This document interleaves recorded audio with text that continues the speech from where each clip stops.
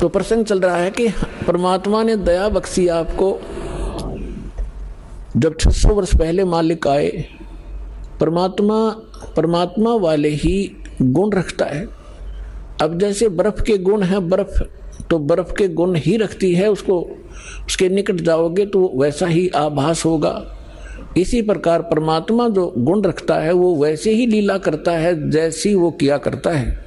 और उस परमेश्वर ने 600 वर्ष पहले जो लीलाएं की थी वही जानकारी हमारे सदग्रंथों से मिलती है कि परमात्मा जब पृथ्वी पर आता है, यथार्थ ज्ञान स्वयं अपने मुख कमल से कवियों की तरह कविताओं से, लोकोक्तियों के माध्यम से, शब्दावलियों के माध्यम से वो ऊंचे स्वर में बोल बोल कर उच्चारण करता है। और एक प्रसिद्ध कवियों में से भी वो एक होता है, लेकिन वो होता है परमात्मा। और वो परमात्मा अपना यथार्थ ज्ञान स्वयं ही देता है। और जब परमात्मा यहाँ आते हैं वो 3 प्रकार से हमारी देखभाल करते हैं, 3 प्रकार से हमारे पोषण करते हैं, धारण पोषण करते हैं। 3 सतिथि से। एक सतिथि में परमात्मा सतलोक में सचखंड में एक राजा के समान बहुत सुंदर सिंहासन पर विराजमान है, मनुष्य के सदृश। सिर पर मुकुट है, ऊपर छत्र है। परमात्मा के सिर पर चंवर अपने आप चल हो रहा होता है। और दूसरी स्थिति में वो परमात्मा प्रत्येक युग में एक शिशु रूप धारण करके यहाँ आते हैं और किसी कमल के फूल के ऊपर विराजमान होते हैं। वहां से निसंतान दंपति उन्हें उठा ले जाते हैं और फिर वहां परवरिश की लीला होती है। तो तब वो कंवारी गाय का दूध पीते हैं और कुछ नहीं पान करते। कंवारी गायों के दूध से उनके बचपन की परवरिश होती है। ये हमारे सदग्रंथ बताते हैं। ऋग्वेद मंडल नंबर 9, ऋग्वेद मंडल नंबर 9 सूक्त 1 मंत्र 8 और 9 में, ऋग्वेद मंडल नंबर 9 सूक्त 86 मंत्र 26 और 27 में, ऋग्वेद मंडल नंबर 9 सूक्त 82 मंत्र 1, 2, 3 में, ऋग्वेद मंडल नंबर 9 सूक्त 94 के मंत्र 1 में, ऋग्वेद मंडल नंबर 9 सूक्त 95 के मंत्र 2 में, ऋग्वेद मंडल नंबर 9 सूक्त 96 के मंत्र 16 से 20 में, ऋग्वेद मंडल नंबर 9 सूक्त 54 मंत्र 3 में, ऋग्वेद मंडल नंबर 9 सूक्त 20 मंत्र 1 में और भी अनेक स्थानों पर ये प्रमाण है कि परमात्मा ऐसी लीला किया करता है। जो परमात्मा शिशु रूप धारण करके लीला करता है तो उनकी परवरिश की लीला कंवारी गायों से होती है। ये वेद बताते हैं। और ये लीला की किसने? वो परमात्मा कवियों की जैसा आचरण करता है। ये लीला की किसने? श्री राम, श्री कृष्ण, श्री ब्रह्मा, श्री विष्णु, श्री शिव जी की लीला में हमने कदे नहीं पढ़ी। हम हिंदू धर्म में ओड जोड़ हो गए। अब परमेश्वर की लीला में 600 वर्ष पहले मालिक आए थे, उन्होंने कबीर भगवान ने ये लीला की थी। तो who is God? Kabir is God. अब भगवान के पहचानने में हमें कति देर नहीं लगेगी, क्योंकि हम जिन सदग्रंथों को अपना मानते थे, अद्वैत सदग्रंथ हमें संदेश दे रहे हैं कि भगवान ये लीला करता है।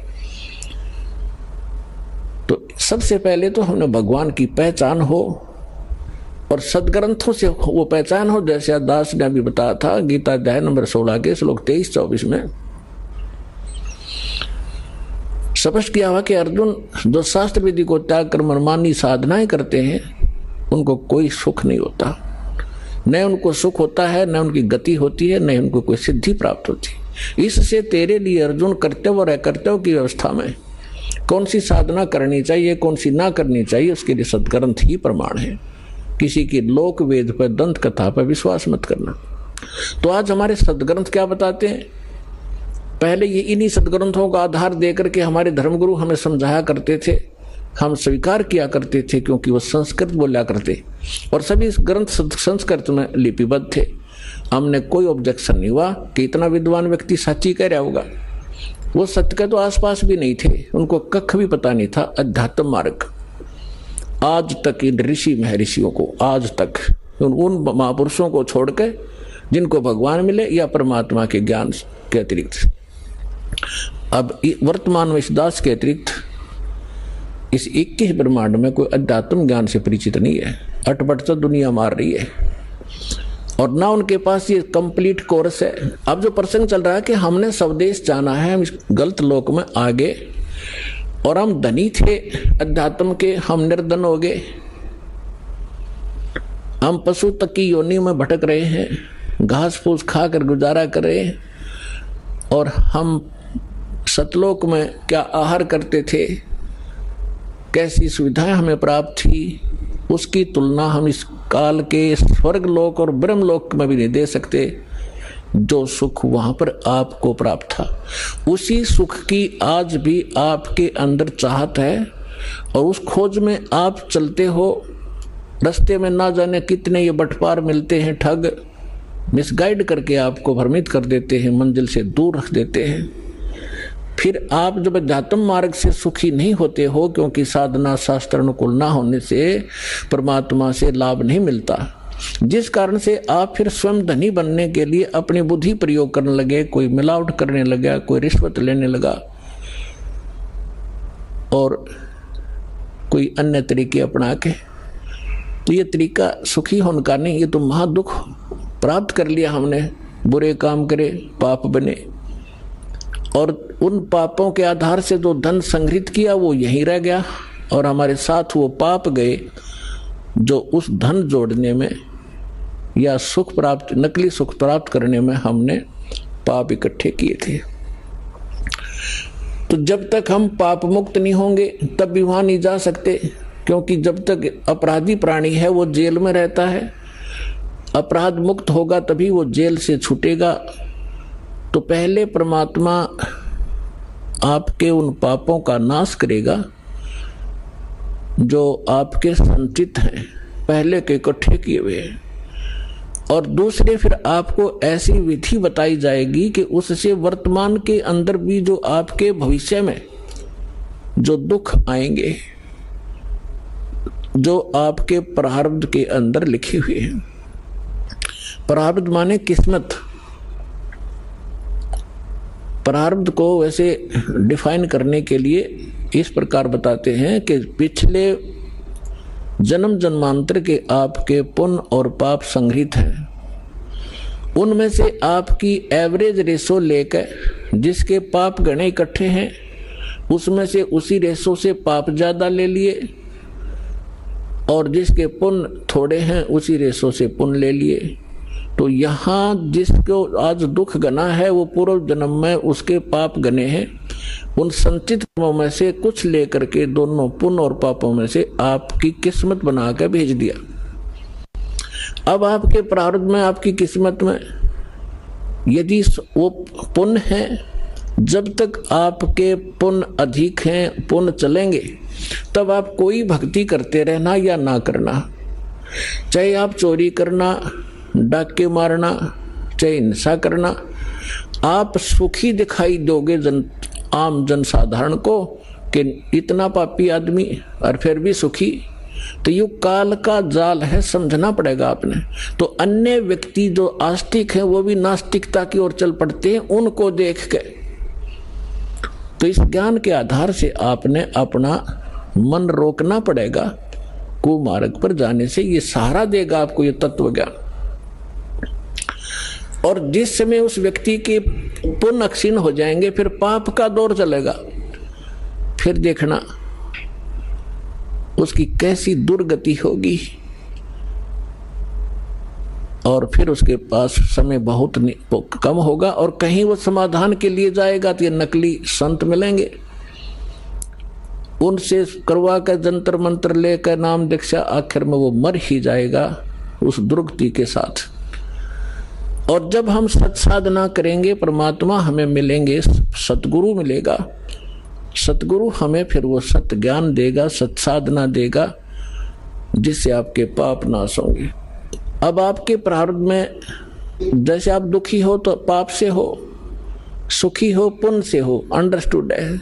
इस बात को आम व्यक्ति थोड़ा सा भी धार्मिकता के अंदर रुचि रखता है, उसको पता है कि पाप से दुख होता है और पुण्य से सुख होता है यहाँ का। अब जब तक आपके पुण्य चलेंगे तो आप सुखी नजर आओगे। और ये पुण्य पहले की संग्रहित कमाई है आपकी। जैसे इन्वर्टर आज सबके घर हो रहा तकरीबन, नहीं जानकारी जरूर है सभी ने। उसके अंदर बैटरियां होती हैं, उनको चार्जर के माध्यम से लाइट में बिजली में लगा कर चार्ज किया जाता है। तो बैटरियों के अंदर वो एनर्जी स्टोर हो जाती है। और फिर बेशक वो इन्वर्टर से चार्जर हटा दिया जाए, फिर भी उन इन्वर्टर से बैटरी बल्ब भी जग रहे होते हैं, ट्यूब भी जग रही होती है, कूलर भी चल रहे होते हैं, वो अपनी सुविधा दे रहा होता है। तो वो व्यक्ति ये सोचता है कि सारे सुविधाएं प्राप्त हैं, लेकिन जब उसकी चार्जर ठीक नहीं है तो वो बैटरी एक दिन एकदम डाउन होंगी और डिस्चार्ज हो जाएगी, फिर उसको कोई सुविधा नहीं प्राप्त होगी। ठीक इसी प्रकार जो पूर्व जन्म के पुण्यकर्मी प्राणी हैं, उन्होंने पूर्व जन्मों में वह बैटरी चार्ज कर रखी है, कभी चार्जर ठीक लग गया। क्योंकि परमात्मा जब आते हैं, परमेश्वर 600 वर्ष पहले आए थे, भगवान कबीर साहब जी आपको चार्ज कर गए थे आशीर्वाद से, आपको मंत्र दे के, अमृतवाणी सुना के। उस समय कबीर भगवान के 64 लाख शिष्य हुए थे, 64 लाख शिष्य, एक दानक के, एक जुलाहे के, एक मजदूर आदमी के। और जो संत भी महसूस नहीं हुआ था, क्योंकि हम संत समझते थे जो या तो पंडित हो या बड़ी गुफाओं में बैठे हो, जटा हो बड़ी बड़ी, या मूंड मुंडा रखा हो, लाल पीले कपड़े पहन रखे हो, तो उन महापुरुषों को तो हम संत मान्या करते। अरे एक हमारे जैसा मजदूर, एक कपड़ा बुनने वाला, एक धानक, और उसके 64 लाख से सोना, अद्वितीय काम है ये। लेकिन परमात्मा की महिमा को इतना दबा दिया इन नकली काल के दूता ने, उसको एक कवि, एक दानक, एक जुलाहा, एक भक्त बना के उसकी फाइल बंद करके छोड़ दी। अब उस लाल की गिठड़ी दास ने खोली और आपको पहचान बता दिया, लाल ये होता है, इसी इतनी कीमत है। अब कौन पीछे रहेगा उस लाल को प्राप्त करने में? दौड़ लग जाएगी, होड़ लगेगी, कुछ दिनों में देख लेना। पूरा विश्व प्राप्त करेगा, सबको जरूरत है भगवान की।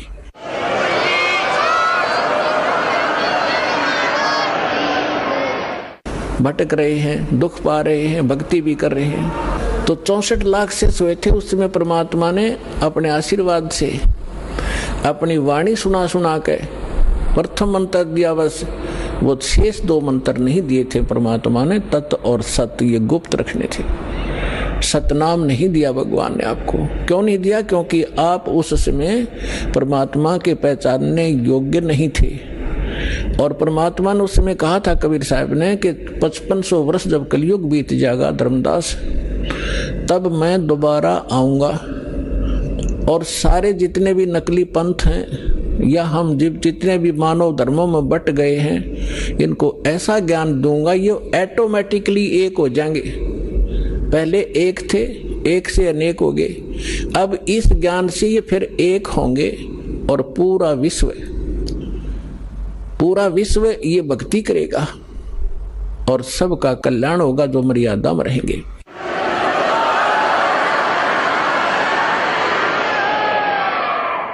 तो अब वो कलयुग का वो आ गया, वो समय निर्धारित जो परमात्मा ने ठीक रखी थी, वो ठीक का समय अब आ चुका है। और इसलिए परमात्मा ने ये यथार्थ ज्ञान और ये सारे नाम आपके रूबरू करवाने का आदेश दास को दे दिया। तो उस समय परमेश्वर ने आपकी बैटरी चार्ज करी थी और वो बैटरी चार्ज करके आपके अभी तक उसी चार्ज से आपको मनुष्य जीवन प्राप्त होते हुए आ रहे हैं। परमात्मा के विधान में है कि 2 प्रकार से मानव शरीर प्राप्त होता है। एक तो पिछली भक्ति की कमाई से कंटिन्यू आपको 10, 20, 50, 100 मनुष्य जन्म भी हो सकते हैं, इससे अधिक भी हो सकते हैं। वो आपके संग्रहित उस बैटरी चार्ज पर डिपेंड करता है कि किसने कितनी कर रखी है। लेकिन उन मनुष्य जीवन के दौरान यदि सत भक्ति यानी फिर चार्जर नहीं लगा तो फिर कोई लाभ नहीं होगा। फिर 84 लाख योनियों का आपको दंड भोगना पड़ेगा। अब दूसरी प्रकार का जो जन्म होता है वो होता टर्न वाइज। एक नंबर आधार से आपको परमात्मा ने विधान बनाकर छोड़ दिया था इसके लिए कि एक मानव शरीर प्रत्येक जीव को अवश्य प्राप्त होगा। 84 लाख प्रकार के कुत्ते गधे सुअर की योनियां भोग के और फिर एक मानव शरीर आप उस प्राणी को अवश्य प्राप्त होता है। तो कुछ तो ऐसे मानव शरीर प्राप्त प्राणी हैं जो टर्न वाइज मानव शरीर प्राप्त है, और एक वो हैं जो पिछले बैटरी चार्ज थी उस पिछले संस्कारों से मनुष्य जीवन कंटिन्यू आ रहा है आपका। तो जिनका जो पिछले जन्म में मनुष्य से ही मनुष्य जीवन प्राप्त किया है, आज उनके अंदर भक्ति की कसक ज्यों की तो है, और वही पुण्यात्माएं भटक रही हैं भगवान के लिए। तो परमात्मा की चाह में वही चलती हैं क्योंकि उनके अंदर वो कसक विद्वान रहती है, वो भूल नहीं पड़ती उनको। तो कोई तो बचपन से ही कोई ना कोई व्रत रखने लग जाता है, परंपरागत साधनाएं करते हैं, फिर जैसा भी कोई चलता फिरता भी कोई मार्गदर्शक मिल जाता है वो भी स्वीकार कर लेते हैं। फिर संतों के पास जाते हैं, सुनते हैं कि भाई गुरु बिन मोक्ष नहीं होता। फिर उन संतों के पास भी वही पुण्यात्माएं जो पूर्व जन्म से मानव शरीर से ही आए हैं वही भटक रहे हैं, उनके अंदर चाह है कसक है भगवान की, वही इन धार्मिक स्थलों पर जा रहे हैं, वही इन नकली संतों का फंस गए। अब ये दो प्रकार से मानव शरीर प्राप्त होता। तो 600 वर्ष पहले आप जी परमात्मा के संपर्क में रहे थे, आपने चार्जर ठीक लगाया था और उसके कारण आज तक आप मनुष्य शरीर प्राप्त करते हुए आ रहे हो, और आपके अंदर आज भी चाह है भगवान की। तो पीछे आप मानव शरीर से आए हैं। यहां थोड़ा सा एक उदाहरण देते हैं। एक कथा आती है अपने पुराणों के अंदर, लेकिन ये जितनी कथाएं हैं ये इनकम्प्लीट हैं, इनको हमारे को कोई सिर पैर इन्होंने बताया नहीं, कथा सुनाकर छोड़ दी। एक गरुड़ और कागभूषण की कथा आती है। एक दिन गरुड़ जी और कागभूषण जी दोनों इकट्ठे हो गए। गरुड़ भगवान विष्णु का वाहन है और कागभूषण बहुत अच्छे जो है भक्त हैं। उनका ऊपर से मुंह कौवे का है, शेष शरीर जो है बॉडी देवता जैसी है, मनुष्य दृश्य है, और गरुड़ जी की भी यही दशा है। अब एक दिन गरुड़ जी ने पूछा कि हे कागभूषण, आपके पास बैठकर मुझे बहुत शांति होती है और आप बहुत अच्छे भक्त हो, आपको ये सारी व्यवस्था कैसे प्राप्त हुई? तब कागभूषण ने कहा कि गरुड़ जी एक लंबी कहानी है, आपके पास समय हो तो सुनाऊं? गरुड़ जी ने कहा कि सुना भाई। कागभूषण ने कहा कि एक समय मैं मानव शरीर प्राप्त था और मेरी 20 वर्ष की आयु थी, युवा था। एक भयंकर अकाल गिरा उस क्षेत्र में जहां हमारा परिवार रहता था। मेरा पूरा परिवार नष्ट हो गया भूख के कारण, टक्कर मार मार कर भाई बहन और माता पिता मर गए। मैं युवा था, शक्ति मेरे में ज्यादा थी उनसे। मैं कई दिन रोज तक भूख सहन करके जीवित रहा। उस क्षेत्र को छोड़कर मैं दूसरे स्थान पर चला गया जहां अकाल नहीं था। वहां पेट भर अन्न खाया, लेकिन हृदय में एक ऐसी चोट लगी कि ये क्या जीवन है यहाँ का। कल तक हम भाई बहन माता पिता के साथ बड़े प्यार से खेल रहे थे, रह रहे थे, एक दूसरे से बगैर एक पल भी दूर नहीं हो सकते थे, और आज ना माँ रही ना बाप रहा, ना बहन रही ना भाई रहे। इसने मुझे इतना तोड़ दिया कि अब कुछ सूझ नहीं रहा था। इतने में क्या सुना कि एक मंदिर से आवाज आई, भगवान की चर्चा हो रही थी। वहां गया तो मंदिर के अंदर एक शिव का पुजारी एक ब्राह्मण कथा कर रहा था। मैं पीछे बैठ गया जाकर। कथा के उपरांत सभी श्रोता चले गए, मैं वहीं बैठा रहा। ब्राह्मण ने पूछा, बेटा क्या बात है, कहाँ से आए हो, कौन हो? तब मैंने अपनी दुख भरी कहानी ब्राह्मण को बताई। पंडित बड़ा दयालु था, मुझे सीने से लगाया और कहा, बेटा यहाँ तो दुखों के पहाड़ ऐसे ही टूटते रहेंगे, आप भक्ति किया करो, भक्ति करो बेटा, भक्ति से भगवान सहारा देता है और मोक्ष हो जाता है। तेरा कुछ नहीं है तो आप यहाँ मंदिर में रहो मेरे साथ। तो वो मंदिर में रहने लगा। अब दास जो आपको स्पष्ट करना चाह रहा है कि दो प्रकार से मानव शरीर प्राप्त होता है। एक तो टर्न वाइज, 84 लाख योनियां भोग कर गधे कुत्ते सुअर सब आकर के मनुष्य शरीर मिलता है। दूसरा मिलता है पुण्य कर्मों से लगातार कई भी मनुष्य हो जाते हैं कंटिन्यू। तो कागभूषण का जो जन्म था वो टर्न वाइज था उसका, वो पिछले जन्म में मनुष्य नहीं था। वो बता रहा है कि मैं इतना दुष्ट था, 6 महीने तक मैंने उस महापुरुष की संगत की, ब्राह्मण की, और इसी कथा सुनाया करता था। और कथा सुना के यूं कहा करता, बेटा दीक्षा ले ले, भगवान की भक्ति से मोक्ष होगा। तो मैं टाल मटोल कर जाता था, फिर देखूंगा महाराज, क्योंकि परमात्मा की वाणी माता है, तुलसी पिछले पाप से हरिचर्चा ना भावे, जैसे जबर के बेग से भूख विदा हो जाए। जैसे किसी को बुखार हो गया हो, मलेरिया हो, तो उसको चाहे मनुखा दाख, किशमिश, हलवा, पूरी, खीर, कितना स्वादिष्ट भोजन दे दीजिए, वो जीभ रखते कहता कड़वा कड़वा लगता है, मुझे अच्छा नहीं लगता। अब ना वो मनुखा कड़वी है, ना हलवा और खीर कड़वी है। उस बुखार ने उसकी व्यवस्था शरीर की इसी बना दी कि उसको स्वादिष्ट वस्तु भी कड़वी महसूस हो रही है। अब वो उनको नहीं खा सकता, चाहे कितनी कोशिश कर लो, जीभ रखते थूक देता है, उसके बस की बात नहीं। अब उसके लिए ट्रीटमेंट क्या है, उसका विकल्प क्या है कि उसने कड़वी गोली खानी पड़ेगी ना चाहते हुए भी, और फिर वो व्यवस्था ठीक होगी। तो इसी प्रकार उसकी मजबूरी होगी वहां रहने की, उस कागभूषण की, और कोई सहारा नहीं था, कहीं रोटी नहीं थी, वहां रोटियां मिल रही थी, वो रहता रहा उस संत के साथ, लेकिन उसके अंदर वो भगवान की जो मनुखा दाख सुहावा नहीं थी।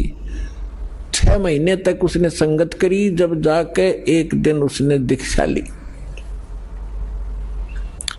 अब काल का इतना भयंकर जाल है कि ब्राह्मण वृद्ध हो गए, वो युवा थे। जो कथा गुरुजी सुनाया करते 6 महीने में, 1 वर्ष में उसको वो याद होगी। उनकी अब्सेंस में वो कथा सुनाने लग गया, तो जितने भी श्रोता आते थे वो उसकी प्रशंसा करते थे कि वाह भाई वाह, कमाल कर दिया, आप तो पंडित जी से भी अच्छी तरह से कथा सुनाते हो, आपकी तो आवाज भी बड़ी सुरीली है। अब वो बताता है, इससे पुण्यात्मा आपको माइनस पॉइंट, जो फाउल पॉइंट हैं आपके भक्ति के, ये भी जानकारी होगी, हम कहाँ मार खाते रहे। अब उसमें अभिमान हो गया, प्रशंसा का पात्र बन गया, हवा भर गई उसके अंदर। और हम यहाँ दुखी होते हैं, कहते राज तजना सहज है, सहज तरिया का ने, और मान बढ़ाई ईर्षा दुर्लभ तजनाई। अब उसको मान बढ़ाई का रोग लग गया। एक दिन गुरुजी आए अपना पूजा पाठ करने के लिए, अपने घर से आते थे, उसको मंदिर में इंचार्ज बना दिया था, और वो बैठा था अपने प्रशंसकों के पास। 20-30 भगत बैठे थे, भगतमती बैठी थी, वो चर्चा सुनावा था। गुरुजी आगे, और वो जो भगत थे वो सारे उसके प्रशंसक हो गए। तो उसने उस दिन खड़ा हो करके गुरुजी का सत्कार नहीं किया, बैठे बैठे देख लिया।